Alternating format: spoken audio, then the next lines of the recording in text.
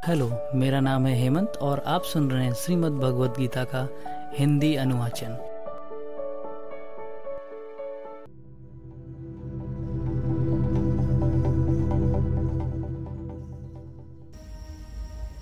अथ एकादशो अध्याय।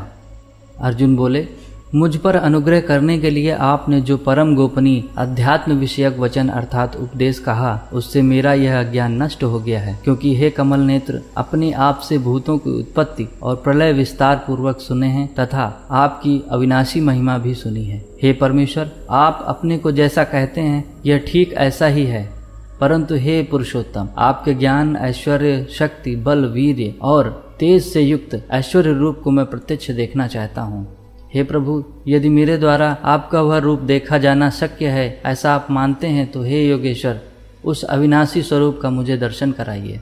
श्री भगवान बोले, हे पार्थ, अब तू मेरे सैकड़ों हजारों नाना प्रकार के और नाना वर्ण तथा नाना आकृति वाले अलौकिक रूपों को देख। हे भरतवंशी अर्जुन, तू मुझ में आदित्यों को अर्थात आदित्य के 12 पुत्रों को, 8 वसुओं को, 11 रुद्रों को, दोनों अश्विनी कुमारों को, 49 मरुदगणों को देख तथा और भी बहुत से पहले न देखे हुए आश्चर्यमय रूपों को देख। हे अर्जुन, अब इस मेरे शरीर में एक जगह स्थित चराचर सहित संपूर्ण जगत को देख तथा और भी जो कुछ देखना चाहता है सो देख, परंतु मुझको तो इन अपने प्राकृत नेत्रों द्वारा देखने में निसंदेह समर्थ नहीं है। इसी से मैं तुझे दिव्य अर्थात अलौकिक चक्षु देता हूँ। इससे तू मेरी ईश्वरीय योग शक्ति को देख। न तुमाम शक्य से दृष्टु मने नैव स चक्षुषा दिव्यम ददामि ते तक्षुः पश्य मे योगमैश्वरम। दोहा 8 अध्याय 11। संजय बोले, हे राजन, महायोगेश्वर और अब सब पापों के नाश करने वाले भगवान ने इस प्रकार कहकर उसके पश्चात अर्जुन को परम ऐश्वर्य रूप ऐश्वर्य युक्त दिव्य स्वरूप दिखलाया। अनेक मुख नेत्रों से युक्त, अनेक अद्भुत दर्शनों वाले, बहुत से दिव्य आभूषणों से युक्त और बहुत से दिव्य शस्त्रों को हाथों में उठाए हुए, दिव्य माला और वस्त्रों को धारण किए हुए और दिव्य गंध का सारे शरीर में लेप किए हुए, सब प्रकार के आश्चर्यों से युक्त, सीमा रहित और सब ओर मुख किए हुए विराट स्वरूप परम देव परमेश्वर को अर्जुन ने देखा। आकाश में 1000 सूर्यों के एक साथ उदय होने से उत्पन्न प्रकाश जो होता है, वह भी उस विश्व स्वरूप परमात्मा के प्रकाश के सदृश कदाचित ही ठहर पाता है। पांड रूप अर्जुन ने उस समय अपने प्रकार से विभक्त अर्थात पृथक पृथक संपूर्ण जगत को, देवों को देव श्री कृष्ण भगवान के उस शरीर में एक ही जगह स्थित देखा। उसके अनंतर में वे आश्चर्य से चकित और पुलकित शरीर अर्जुन प्रकाशमय विश्वरूप परमात्मा को श्रद्धा भक्ति सहित सिर से प्रणाम करके हाथ जोड़कर बोले। अर्जुन बोले, हे देव, मैं आपके शरीर में संपूर्ण देवों को, अनेक भूतों के समुदायों को, कमल के आसन पर विराजित ब्रह्मा को, महादेव को और संपूर्ण ऋषियों को तथा दिव्य सर्पों को देखता हूँ। हे संपूर्ण विश्व के स्वामी, आपको अनेक भुजा, पेट, मुख और नेत्रों से युक्त तथा सब ओर से अनंत रूपों वाला देखता हूँ। हे विश्वरूप, मैं आपके न अंत को देखता हूँ और न मध्य को न आदि को ही। आपको मैं मुकुट युक्त, गदा युक्त, चक्र युक्त तथा सब ओर से प्रकाशमान तेज के पुंज, प्रज्वलित अग्नि और सूर्य के सदृश ज्योति युक्त, कठिनता से देखे जाने योग्य और सब ओर से अप्रमेय स्वरूप देखता हूँ। आप ही जानने योग्य परम अक्षर अर्थात परम ब्रह्म परमात्मा हैं। आप ही इस जगत के परम आश्रय हैं। आप ही अनादि धर्म के रक्षक हैं और आप ही अविनाशी सनातन पुरुष हैं, ऐसा मेरा मत है। आपको आदि, अंत और मध्य से रहित, अनंत सामर्थ्य से युक्त, अनंत भुजा वाले, चंद्र सूर्य रूप नेत्रों वाले, प्रज्वलित अग्नि रूप मुख वाले और अपने तेज से इस जगत को संतृप्त करते हुए देखता हूँ। हे महात्मन, यह स्वर्ग और पृथ्वी के बीच का संपूर्ण आकाश तथा सब दिशाएं एक आप से ही परिपूर्ण हैं तथा आपके इस अलौकिक और भयंकर रूप को देखकर तीनों लोग अति व्यथा को प्राप्त हो रहे हैं। वे ही देवताओं के समूह आप में प्रवेश करते हैं और कुछ भयभीत होकर हाथ जोड़े आपके नाम और गुणों का उच्चारण करते हैं तथा महर्षि और सिद्धों के समुदाय कल्याण हो, कल्याण हो ऐसा कहकर उत्तम उत्तम स्त्रोतों द्वारा आपकी स्तुति करते हैं। जो 11 रुद्र, 12 आदित्य और 8 वसु, साध्य गण, विश्वेदेव, अश्विनी कुमार तथा मरुदगण और पितरों का समुदाय तथा गंधर्व, यक्ष, राक्षस और सिद्धों के समुदाय हैं, वे सभी ही विस्मित होकर आपको देखते हैं। हे महाबाहो, आपके बहुत मुख, नेत्रों वाले, बहुत हाथ, जंघा और पैरों वाले, बहुत उदरों वाले, बहुत सी दाढ़ों के कारण अत्यंत विकराल महान रूप को देखकर सब लोग व्याकुल हो रहे हैं तथा मैं भी व्याकुल हो रहा हूँ।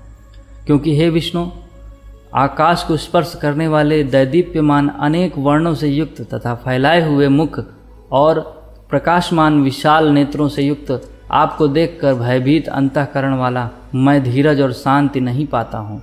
दाढ़ों के कारण विकराल और प्रलय काल की अग्नि के समान प्रज्वलित आपके मुख को देखकर मैं दिशाओं को नहीं जानता हूँ और सुख भी नहीं पाता हूँ।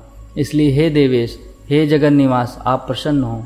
वे सभी धृतराष्ट्र के पुत्र राजाओं के समुदाय सहित आप में प्रवेश कर रहे हैं और भीष्म पितामह, द्रोणाचार्य तथा वह कर्ण और हमारे पक्ष के भी प्रधान योद्धाओं के सहित सबके सब आपकी दाढ़ों के कारण विकराल भयानक मुखों में बड़े वेग से दौड़ते हुए प्रवेश कर रहे हैं और कई एक चूर्ण हुए सिरों सहित आपके दांतों के बीच में लगे हुए दिख रहे हैं।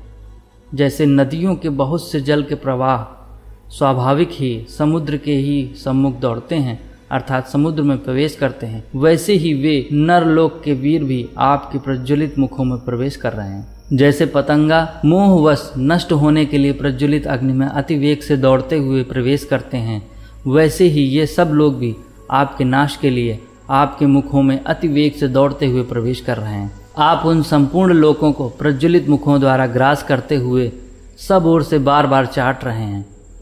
हे विष्णु, आपका उग्र प्रकाश संपूर्ण जगत को तेज के द्वारा परिपूर्ण करके तपा रहा है। मुझे बतलाइए कि आप उग्र रूप वाले कौन हैं? हे देवों में श्रेष्ठ, आपको नमस्कार हो। आप प्रसन्न होइए।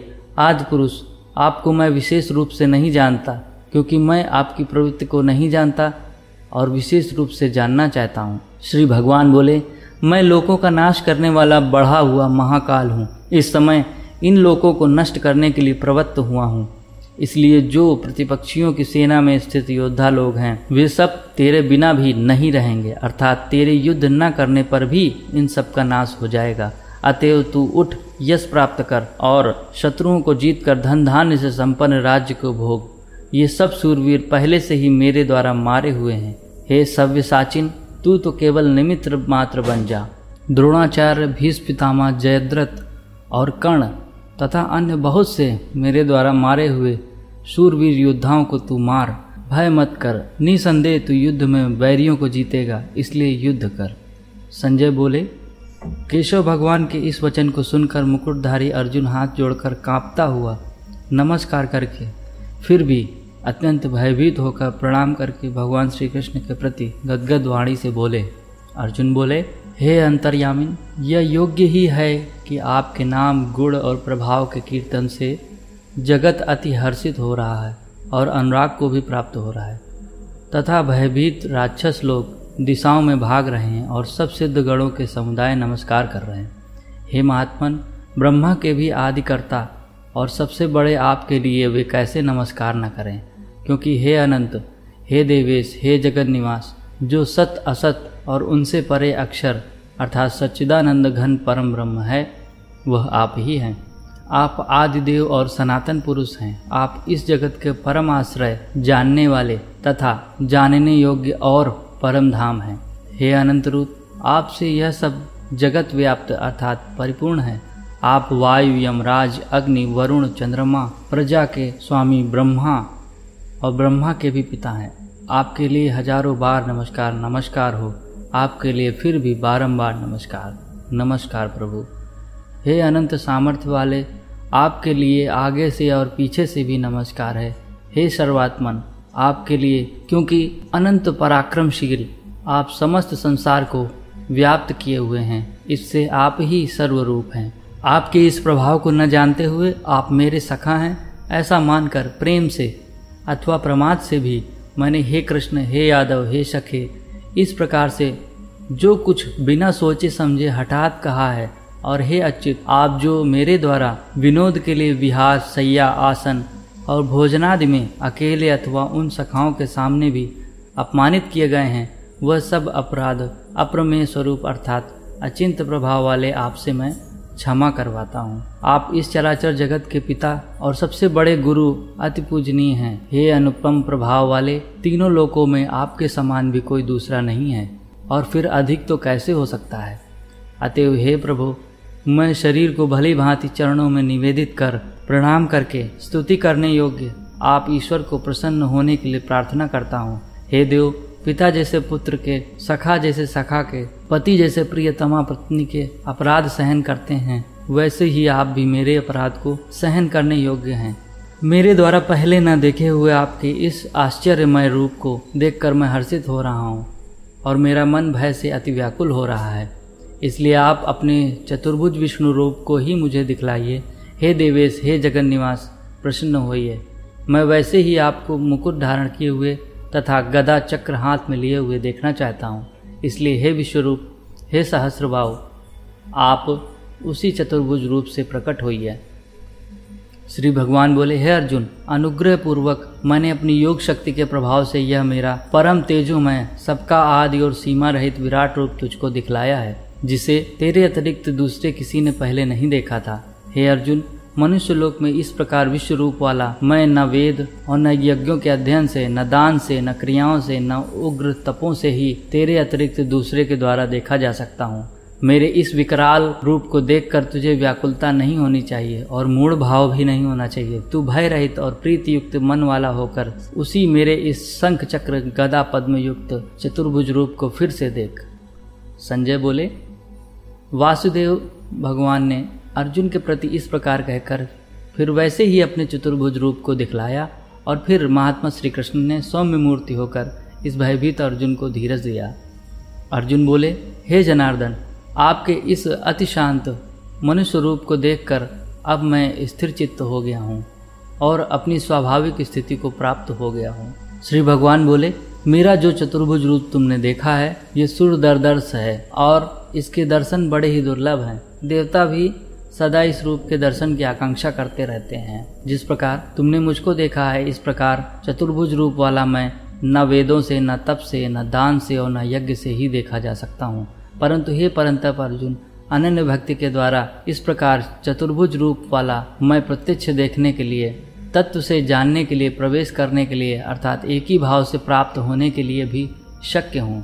हे अर्जुन, जो पुरुष केवल मेरे ही लिए संपूर्ण कर्तव्य कर्मों को करने वाला है, मेरे परायण है, मेरा भक्त है, आसक्ति रहित है और संपूर्ण भूत प्राणियों में वैर भाव से रहित है, वह अनन्य भक्ति युक्त पुरुष मुझको ही प्राप्त होता है।